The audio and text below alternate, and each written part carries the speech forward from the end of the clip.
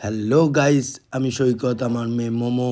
আমরা অনেক দিন পরে চলে এসেছি আজকে ব্র্যান্ড নিউ একটা মিনি ভ্লগ নিয়ে, যেখানে মোমো ফেব্রুয়ারি মাসের 13/2/2025 মানে 13ই ফেব্রুয়ারিতে আমাদেরই প্রতিবেশী বাবুয়াদা অ্যান্ড শ্রাবন্তী বৌদির 25th অ্যানিভার্সারিতে, যেখানে গিয়ে মোমো খুব খুব খুব আনন্দ করেছে।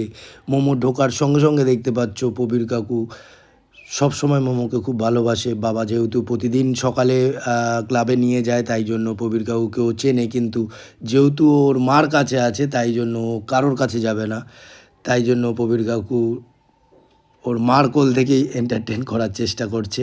তারপরেই আমাদের আজকের যারা মেন, তাদের সাথে দেখা হয়ে গেল বাবুদা, শ্রাবন্তী বৌদি। তো ওখানে খুব নাচি হচ্ছিল, যেখানে শ্রাবন্তী বৌদি মোমোকে একটু আদর করে দিল। তারপরেই দেখা হয়ে গেছিল ঝিলিক দিদির সাথে। তো ঝিলিক দিদির সাথে মোমো বেশ কথা বলছিল। তারপরে কথা টথা বলে নিয়ে momo back to form. Momo এখন নাচানাচি করবে, শুধু একবার ওয়াচ করো মোমো কত সুন্দর ওইখানে নাচানাচি করছিল। মোমোকে তো সবাই দেখে অনেক অনেক খুশি হয়ে গেছিলো। তারপরে মোমো সবাইকে দেখে অনেক খুশি হয়ে গেছিলো, যেহেতু বৌদি আর বাবুদা ওখানে নাচছিল, সেইটা দেখে ও এখানে নাচছিল। এই দেখো বৌদি আর বাবুদা নাচছে, সেইটা দেখে মোমোকে দেখো, মোমোকে ধরে রাখা যাচ্ছে না।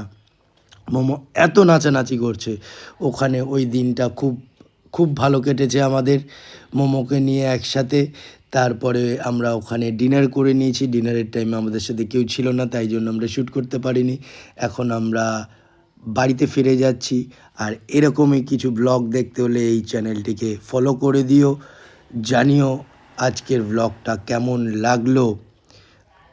Thank you.